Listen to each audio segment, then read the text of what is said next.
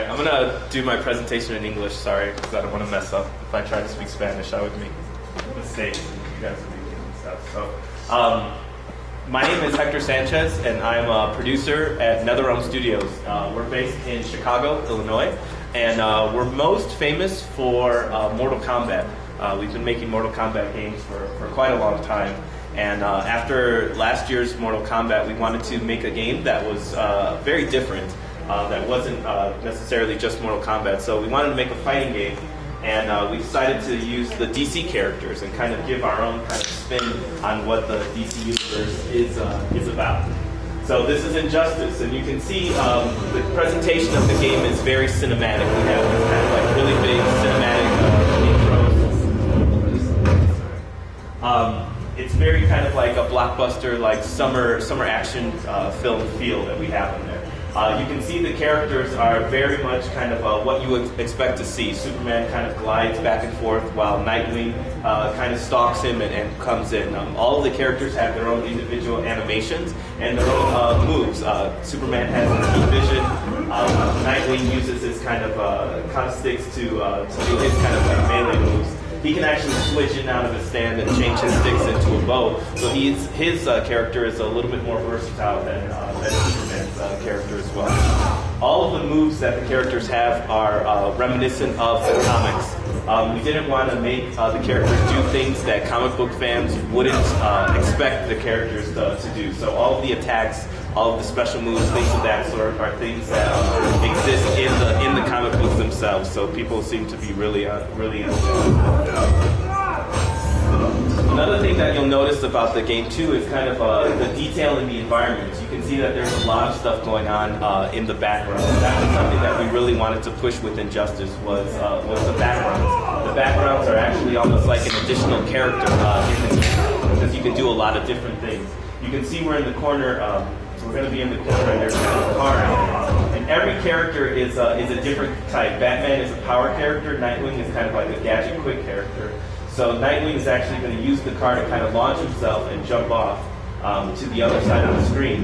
But Batman being kind of a power character, you couldn't imagine Batman jumping off a car. So he can sit there and he can actually pick up the car and use it as a weapon. So the background interactables are all going to change depending on the type of character that you choose in the game. So like we always like to say, the background choice is just as important as the character choice because there are different ways that you can interact with the background. You can see a floating car right here, and it kind of gives the opportunity to do the same thing. Nightwing uses it as a launching pad to launch himself at the opponent. Superman is going to handle things a little bit differently. He's going to jump up and actually use it and throw it at the opponent. So again, depending on what character you use, it's going to dictate how you interact with the background objects. We think that that's really cool, and people and players are really going to be into it. Another thing that is different about Injustice is that we have background kind of transitions. So every arena and every background that you have is going to have multiple levels. So there's going to be different ways that you can kind of can knock the opponent. Like here, we're going to the top of the building.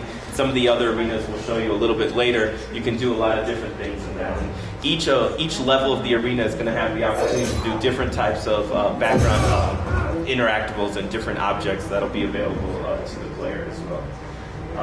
Another thing that we're really pushing kind of is the cinematic presentation. I want to have kind of like really big events. So the wager is our version of the combo breaker from Mortal Kombat. You can kind of put this in there and it becomes a mini game to kind of break your opponent's combo when they start kind of attacking this. And another thing that we have are these super moves. And these super moves are the big kind of cinematic moments in the match. Because we're not going to have fatalities in the game, we still wanted to have these really big cinematic moments in the match where you can do really big moves and inflict a lot of damage on your opponent. You saw Nightwing's right there. Superman, when his meter is filled up, you hit the left trigger and the right trigger to enact it. And it's almost like the X-ray in Mortal Kombat, where you kind of do this really big, huge move. And when you get one of these performed, then you know that you're about to lose, and it's pretty much over because it takes a lot of energy away from your opponent. So again, this is, you can see with the presentation, kind of with the character victories, we really want to make it really big, cinematic, have a lot of impact and things of that sort. comic book fans are very particular about their characters, so we wanted to make sure that the intros, the victories, the things of that sort made sense for the characters. So we've been collaborating with DC to come up with the ideas of how these characters are going to be portrayed in the game. I'm going to show you guys one more kind of demo. So it has to reset. So we've been at quite a few kind of consumer events over the last 6 months or so. We unveiled our game at E3 in Los Angeles in June, and then again at San Diego Comic-Con we released a few more characters. New York Comic-Con we unveiled more characters, and each time that we've had the game kind of in the players' hands, they've really enjoyed it, and then they've given us feedback and let us know the things that they like and they don't like about it. So we've been taking a lot of kind of feedback from the fans about this and kind of integrated it into the game. So in this demo, we're going to go into the Batcave. A lot of the arenas and the backgrounds are set in the DC universe, but they're NetherRealm's kind of version of them. So this is our version of what we think the Batcave would look like. They don't really follow any real comic book kind of background. It's our concept artist version of it. So here we have Flash and Cyborg, and these are quite different kinds of characters. Cyborg is very fast, obviously. His moves hit very quickly. They're more speed-based, whereas Cyborg is a more powerful character. He uses a lot of projectiles, a lot of kind of big melee attacks to do his damage. He moves a little bit slower than Flash does, and this goes to show you kind of the difference in the balancing of the game. There's a lot of different kind of character types that go into it. You can see as they're fighting, the background is changing. You can see they broke that armory and these grenades fell out. When the grenades fell out, Flash can actually pick them up, and now he can use them as projectiles in the match. So as you're fighting through the match, the background is going to evolve, and you're going to be able to do things a little bit differently throughout the match. So the flow of the match is constantly going to change. Here, Flash is slowing down time. That's his character trait. He can actually slow down time for a little bit amount of time. He moves at the same speed, but the opponent actually moves at a slower speed, giving him an advantage. It's another version of kind of a big kind of wave system, the big combo breaker.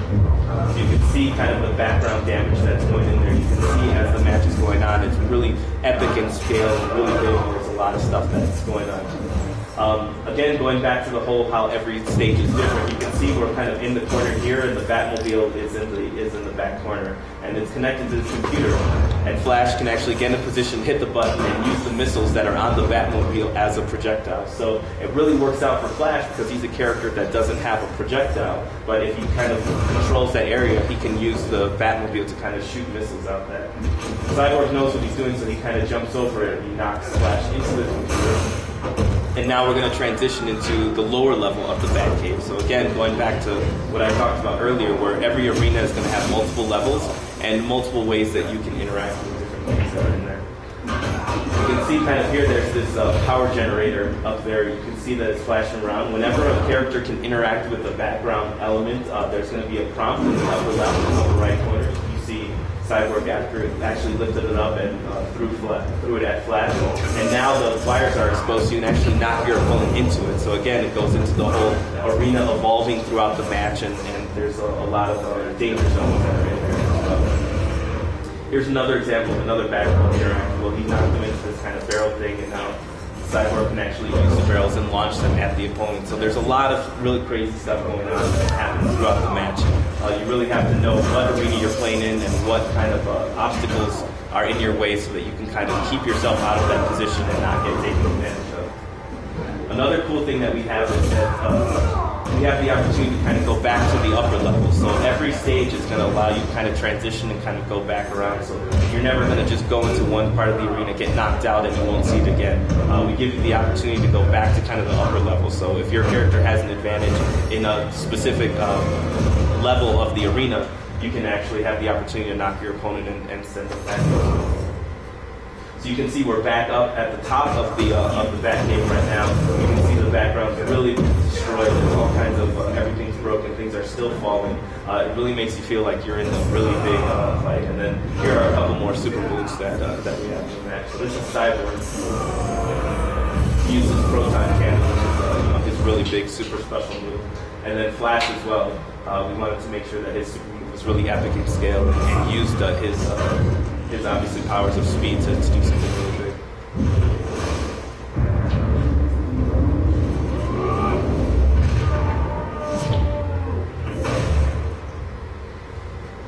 So this is Injustice. We're aiming for a release in April of 2013. We're going to have anywhere between 20 and 30 characters from all kinds of different storylines in the DC universe. We have some of the Teen Titans, we have Justice League, and then we have characters like Grundy and Harley Quinn, who you wouldn't normally think when somebody would be making a DC fighting game. So that's pretty much it. That's our presentation. I guess we'll do questions now.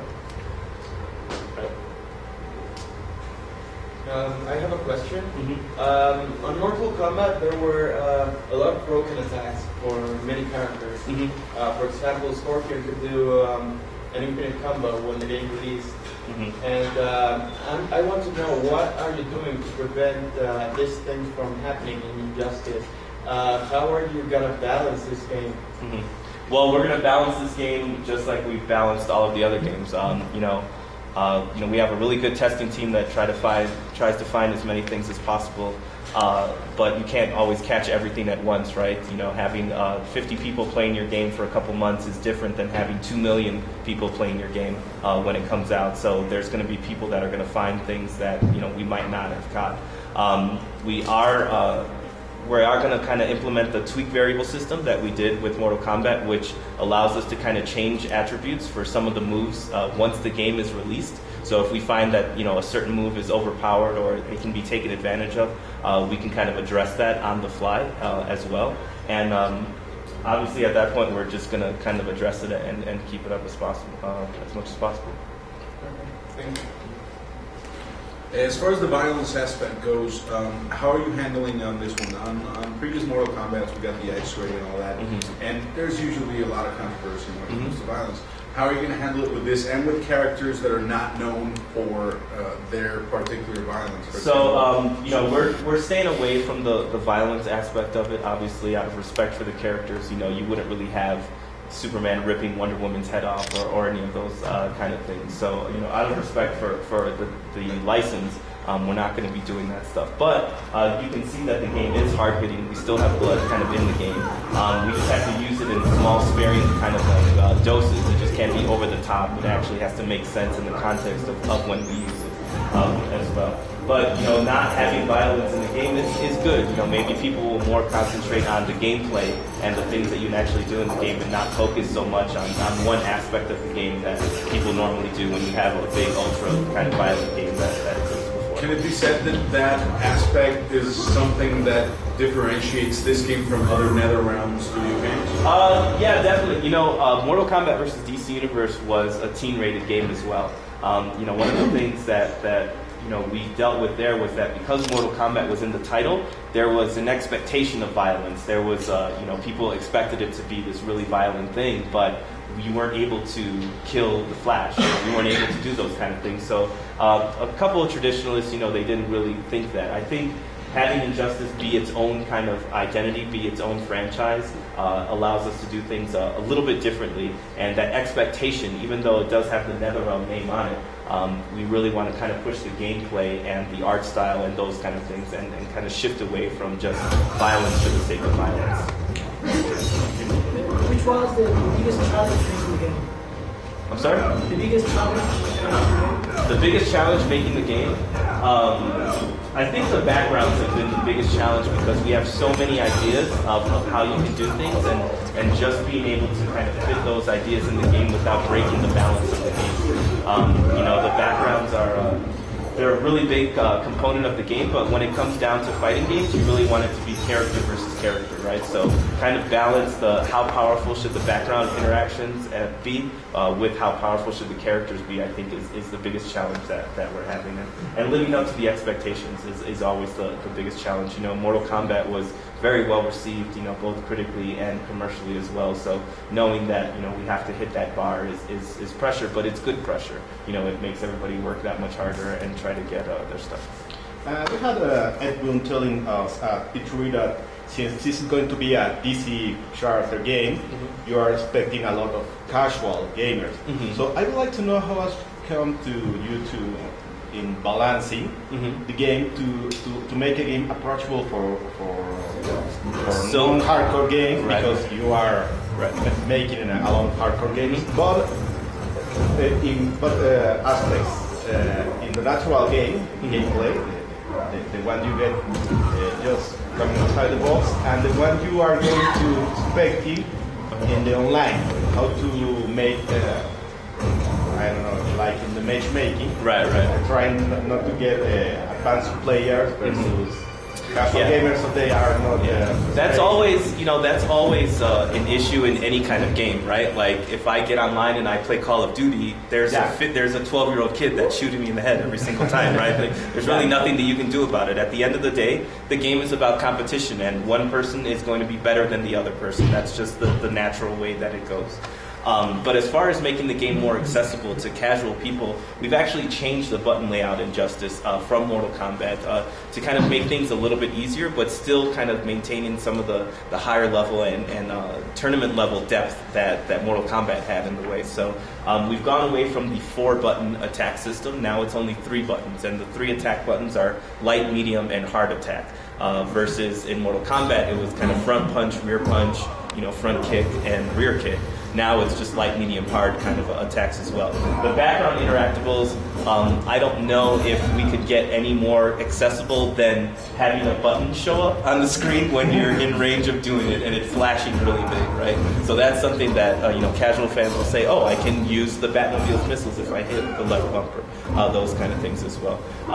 There's definitely going to be a learning curve.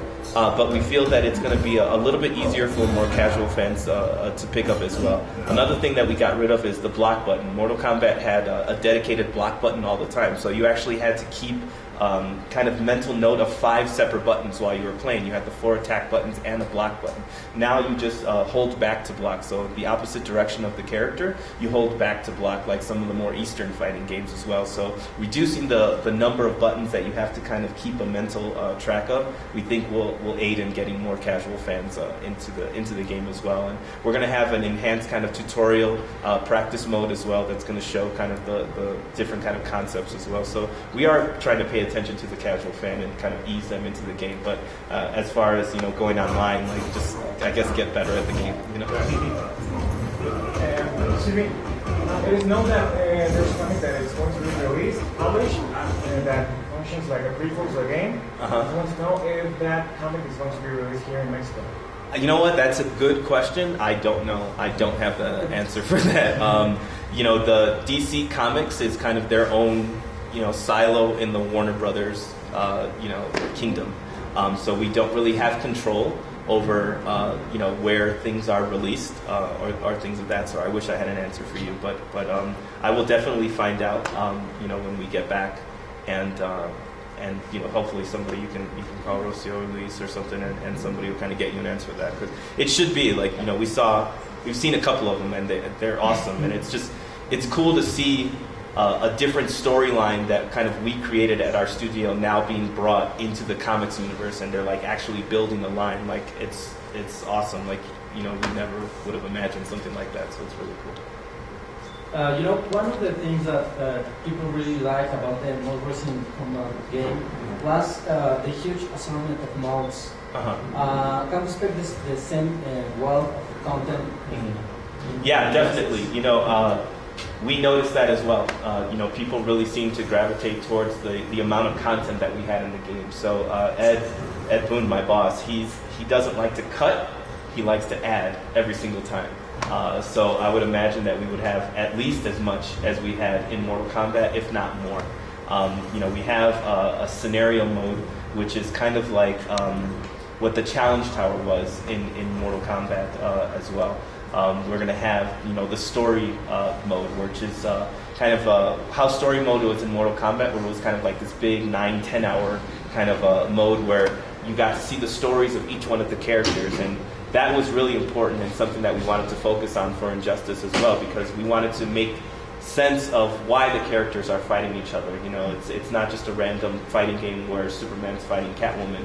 We wanted to make it make sense of why they're fighting against each other and how. How can someone like Catwoman fight somebody like Green Lantern? You know, we need to communicate that to the players. We can't just expect players are going to take, you know, our word for it and just say, oh yeah, this makes sense. So, you know, we're going to have that as well. We're going to have, you know, online. Online is going to have multiple modes, kind of like we had in Mortal Kombat as well, with upgrades as well. And then single-player content will also have kind of the traditional arcade ladder, but with some kind of additions and different options of that. So we definitely have a lot of single-player content involved, because not everybody is lucky to have, you know, somebody that can sit on the couch with them and play, or they're not good enough to be online. Every time they go online, they get killed. So we want to make sure that there's enough to keep them entertained for a while and keep them playing. Sure. What are the advantages and disadvantages North American fighting games have against Japanese fighting games have, and how would you differentiate Injustice against those games? I don't really. Well, I won't say I should say we don't really look at one style of fighting game as better or worse than the other style. You know, we're fans of Street Fighter and Blaze Blue and the Eastern games as well.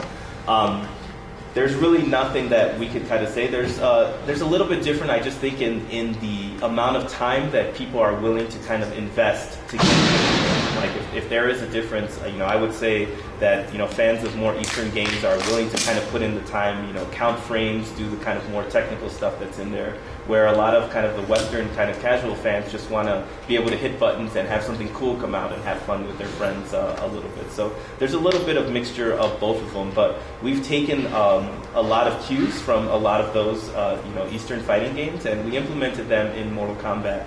And we're going to be implementing them even more so in Injustice.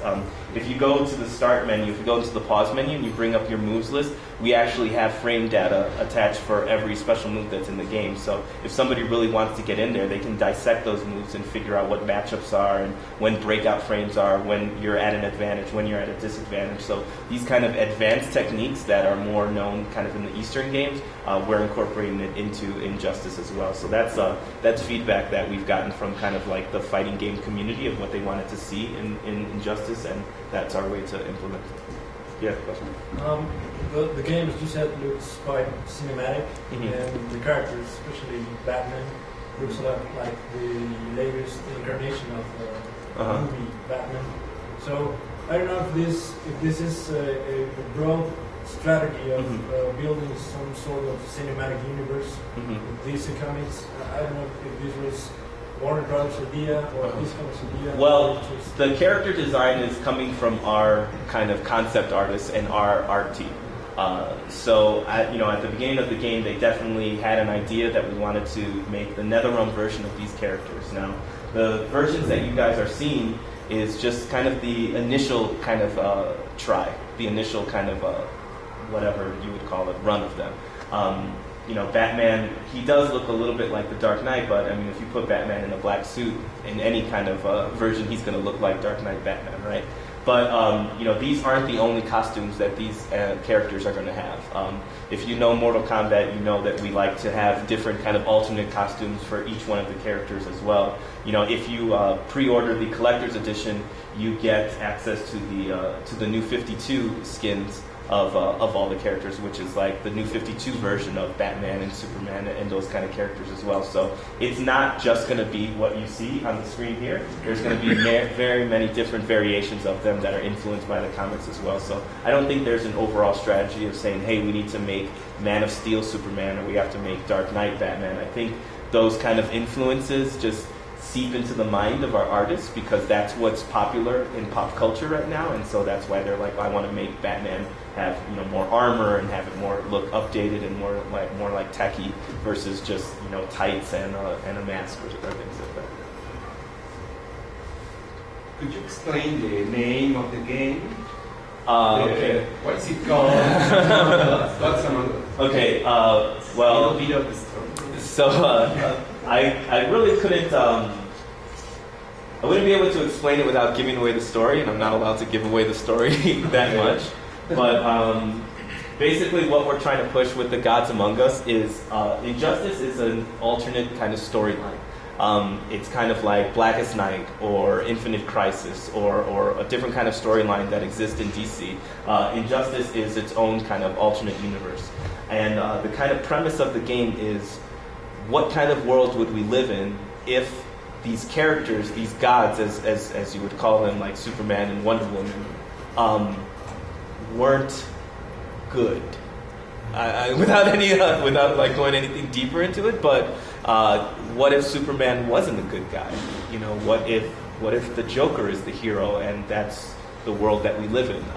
So basically, it's that kind of ideology and those kind of things that we have in the story right now. So once you see the story mode and like more elements of the story comes out, the name will make sense a little bit more. You asked question. You say there's a new storyline, like other stars of Batman and Superman. It's gonna be some kind of support by DC Comics, like comics, movies, animations. Yeah. So he asked a question earlier. There is an Injustice comic book line that's being released by DC, and the first run, I believe, starts in January. And basically what that is it's going to be kind of a prequel, like it's the events that lead up to the story. So the story mode in this game starts, there's a very big catastrophic event that kind of starts the story of this game. And the DC Comics kind of mini-series that they're going to release are all the events that lead up to this, like, really bad.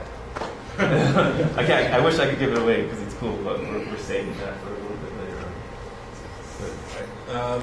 Your favorite character to have worked on, and your favorite fight so far? My favorite character to work on hasn't been released yet. Okay. I wish I could tell you, but I'll give you a hint. It's a character that everybody thinks is really lame, but we've made him super, super awesome. So that's why it's been really, really, really cool, like working on him, because there's no expectation. Like, people expect him to be really like stupid, but he's actually going to be like the best character I know. And but right now, like as far as the fights that are going on, like I really like Green Arrow and believe it or not, like Catwoman, like fighting against each other, because they're kind of the two latest characters that we've kind of released and have gone out into the wild. And I was explaining this to Luis earlier. You know, when you develop a game, the characters that you develop at the beginning, you don't really take too many risks with them because you don't really know what the game is going to be, right? It's like, I mean, I know I'm speaking very vaguely, but, you know, the first characters that they're in the game, you're like, okay, we'll give them a couple special moves and this is what we'll do. And then you play with them a little bit and you keep going. But, you know, after you get about 6 months, 7 months into development, you learn what the engine is capable of. The game starts to find its voice, you know, for lack of a better word. And you start to figure out, well, this is what, you know, we need this character to be able to do this, or we have a character that does this, we need a character that's a good counterpick to that, and who could fight kind of against it. So, you know, at the beginning, you know, we worked on Superman and Batman, and we started learning a little bit more, but now, like, we're in that really sweet spot where we know what the game is going to be, and so when we're balancing and creating characters and creating fighting styles, we can create characters that have weapons to fight against every other different type of character. So what's really cool is that we have these characters that are more complete, like Green Arrow and Catwoman, and they just have a lot of moves and they can fight against different situations. They can get out of different situations. They have a lot of different techniques, and we take that knowledge and then we go back to the characters that we created in the beginning of the game and then update them as well. So it's a constant kind of balancing act right now. But I would say right now, like Green Arrow, as far as for the build that you guys have been playing and the characters that we've announced, Green Arrow and Catwoman are the most complete characters as far as techniques and fighting styles and things like that. Any other questions? Si alguien quiere preguntar en español, contamos con el apoyo de la traductora. Regarding the thing, someone asked regarding the comic books, and Elisa confirmed that they are going to release the comic books. Oh, awesome.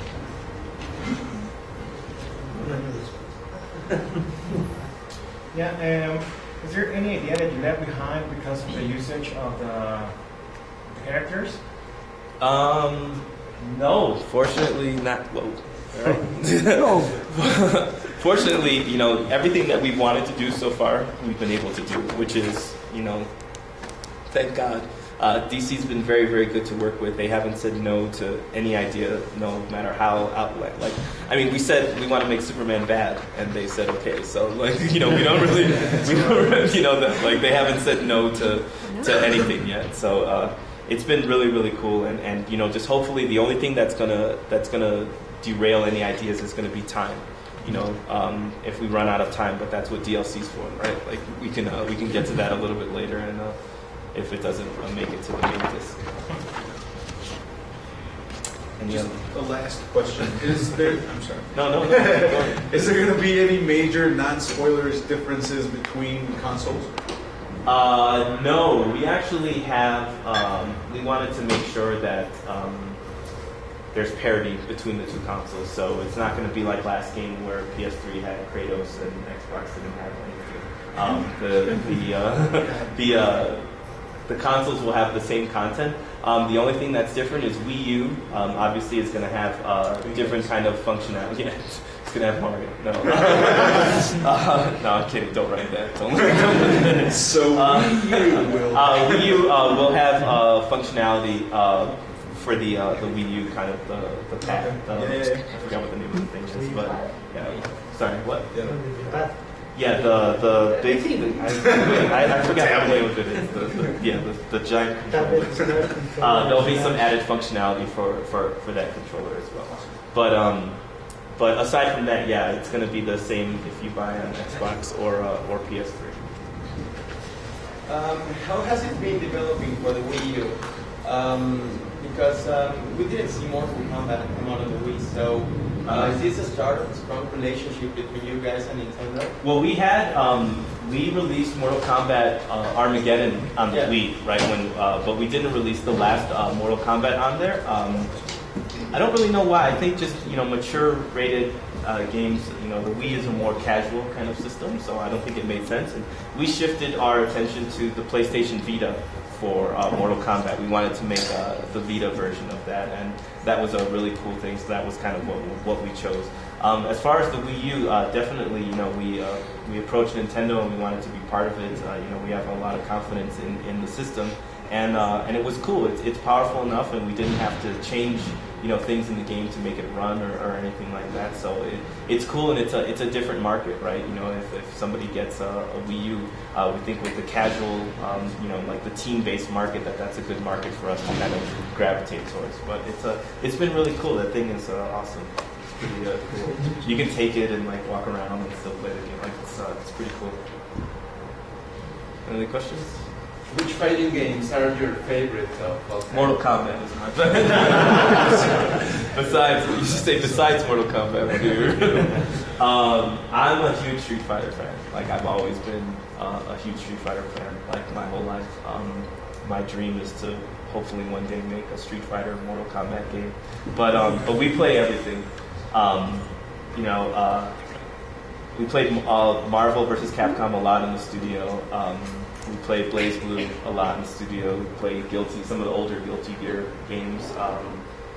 You know, we played Skullgirls. I don't know if Skullgirls released down here in Mexico, but we played that a lot, and we knew some of the guys as well. So it's you know, the fighting game community, as far as the developers, it's not as competitive as like the fans are. You know, like there's, you know, Capcom fanboys and like different kind of thing, and they're like, oh, your game sucks, and they go back and forth. But like we have friends on a lot of the other development teams, and you know, we talk, and it's just they're all different kinds of games. I mean, at the end of the day, it's fighting games, but it's like chess and checkers. They're just different types of games. I'm really excited about PlayStation's you know, about the All Stars, like that game. I think that's going to be really, really cool. Those guys are awesome. But for me, like my personal favorite besides Mortal Kombat is Street Fighter. I've played Street Fighter since I was like 11 years old, so that's cool. Any other questions? We can expect a special character like a Freddy Krueger boss or I don't know. Right now, there are no plans to bring outside characters kind of into this universe, because we wanted to, like, it made sense kind of in the Mortal Kombat universe to kind of have that, but for the DC universe, it would be weird if, you know, the guy from Twilight was in the game or something. You know, like it would be weird to kind of bring like those pop culture things in there. Like because it's set specifically in the DC universe, we want to just have this kind of like a compartmentalized kind of like DC universe game. So yeah, no Edward in Injustice. Yeah, sad little time. Did you consider the idea of trying a new fighting style, like 2 versus 2, 3 versus 3? Well, we had 2 versus 2 in Mortal Kombat. We had tag last time. That adds a lot of kind of permutations in that, going back to kind of like the broken stuff that he was saying earlier. There was just a lot of different ways that you could take advantage of the system. We didn't want to kind of do that and introduce that into Injustice. So for this game, it's going to be strictly kind of one-on-one. But for future games, definitely, like, we really like Marvel vs. Capcom, kind of like the 3-on-3, like team-based kind of stuff. So that's pretty cool. And, there might be opportunities on other projects to kind of do something like that. But for Injustice, we're just going to keep it kind of 1 versus 1 right now. And because we've done so many different things with kind of like the control scheme and the background interactables, like adding even another variable into that it might be too much. So let's just kind of let's focus on the changes that we're putting in this game and make them as good as possible. And if people enjoy it, then maybe Injustice 2, Injusticer, or whatever the name will be, would have something else like that. But right now we want to just focus on this. About these costumes, you said they will be unlockables or they will be offered as DLC content. And aside that, there will be any DLC content at all? It's really early to talk about DLC content. We don't think about DLC until we're finished kind of with the game, right? Like, that's just not how our studio thinks. Like for us, DLC is for what you didn't get to when you do the game. It's not a strategy to hide content behind some sort of thing and unlock it and make people pay for that kind of stuff. Like that's not the way that we think. As far as the costumes and stuff go, we are going to have multiple kind of costume packs that some will be available for purchase, or some will be more like if you pre-order at different kind of places, you'll be able to unlock them in the game, like if you complete the scenario mode, or if you complete kind of a ladder with a character, you get like an extra thing. We're going to have a very elaborate unlocking kind of system in the game, kind of like how the crypt was in Mortal Kombat. We're going to have kind of the same thing in Injustice, and the different costumes are going to be a big part of that unlocking thing. So basically all of the different kind of costumes will be unlockable in some way, shape, or form. There's never going to be I want to get that, and you'll never be able to get it because you didn't order from gamers or whatever. It's like that. But there will be a way for you to get it in some way, shape, or form. As a follow-up question. As a what? As a follow-up question. Okay. Will we see any costume? I don't know if you remember, Melina had a third costume. Yeah. It was really hot and stuff. Yeah. I don't know if any of the female characters in this game will have any costume. Yeah. That's a good question. Yeah. I don't know. I don't know if DC would be cool with the naked Wonder Woman. Unlockable or whatever and stuff like that. But it's a different kind of game than Mortal Kombat. We can get away with stuff because those are our characters. Like Melina is our character. Wonder Woman and Harley Quinn aren't our characters, so we can't address them. But you would like to. They're not real, man. Any big names in the voice acting for the? There are pretty big names. We haven't announced any of the voice actors yet, but they are definitely a few of them are going to be people that are well known for their characters. I'm not saying I'm not going to say any names on it, but if you know Warner Brothers, they don't like to do anything small. They like to do everything really big. So we have some really good voice actors and characters, and we are going to have kind of neutral Spanish for the localization for the Spanish version of it. So we'll have full kind of voiceover. It won't be Castilian Spanish, so you guys don't have to worry about that. Any other questions? Yes. Now that we're talking about filmmakers, the cinematics are really cool. Are you working with any filmmaker for this? No, we are fortunate. Our cinematic director used to be a filmmaker, so that's kind of why like a lot of the cinematics kind of look that way. He's using a lot of techniques that he learned in film school and video games, and we give him a hard time a lot of the time. Like everyone calls him Scorsese all the time because he's like, "We need to do this," and it's like, "Shut up, man! It's a game. Like, people are gonna skip through it anyway." But no, like we have shown the game to Christopher Nolan and Zack Snyder. Like we've done demonstrations for them just so that they could see like what's going on and things of that sort, and they've liked it. They've liked what we're doing with the content and stuff like that. So it's really cool. Like being part of Warner Brothers, we just have access to so many like big names and like cool stuff now. It's way different than it was before. Like the fact that we're presenting the game to Christopher Nolan and like everybody's shaking and like they can't believe it. And he's like, "Oh yeah, this stuff is cool, right?" He likes it. So it's been fun. It's been a good time. Snake. Any other questions? Yeah, I got the last question. I promise. No, it's okay. Keep asking. I think we're here for like 2 hours, right? So the gameplay is quite cinematic, right? But what will happen to those gamers that think that this cinematic experience will break the pace of the fight? Will there be any gameplay mode where there are no cinematic action? So we are pushing for that. It's a philosophy fight right now, right? There are people on the team that want to be able to give you the option to turn off, transitions and things of that sort. And there are some people that feel like, well, that's what we're trying to do with this game, so why would you give people the opportunity to kind of turn it off? But my money is that there will be an option to turn off, transitions and that kind of stuff for kind of the higher level kind of tournament level people that wouldn't want to, break up the pace of the match. But it might not. It depends. At the end of the day, it's Ed's call. I can only say so much. Did DC give you any trouble with any of the characters? Like really, limit you in any of the characters? They haven't said no to a single thing that we've done so far. They love it.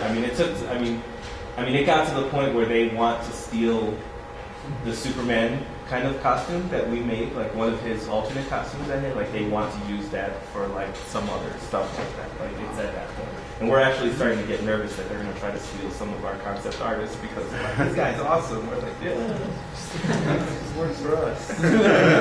But yeah, they haven't said no to anything at all yet, and it's been great. It was they're really, really cool. Like I said, Jeff Johns and Jim Lee, like those two guys are awesome. And the fact that they're on our side has been, there's nobody else that's going to tell us no. Like if Jeff and Jim say it's okay, then there's nobody else in DC that can say no. Like their word is kind of the final say, and they love everything that that we're doing in the game. So it's really, really cool. Working with a license is challenging sometimes when. I know, like in the past and things of that sort, and even speaking with other developer friends of mine, when you work with a license, you have to get approvals, and you have to do this. But DC's like, just go, like do whatever you guys want to do. They want to see our version of this stuff, so they haven't said anything bad at all. And as a follow-up, what's the going on around that line? What's the craziest stretch you've taken with any of the characters? Right on the top of your head. Like I said, I couldn't. The one that I want to tell you, I can't. But yeah, you guys you'll be surprised. Like comic book fans are really gonna. I hope are really gonna enjoy a lot of the stuff. But I think the biggest stretch right now is like having Superman fight Catwoman. Like I think once you get past that in your head and you accept that, nothing else is going to be like too crazy or out of control.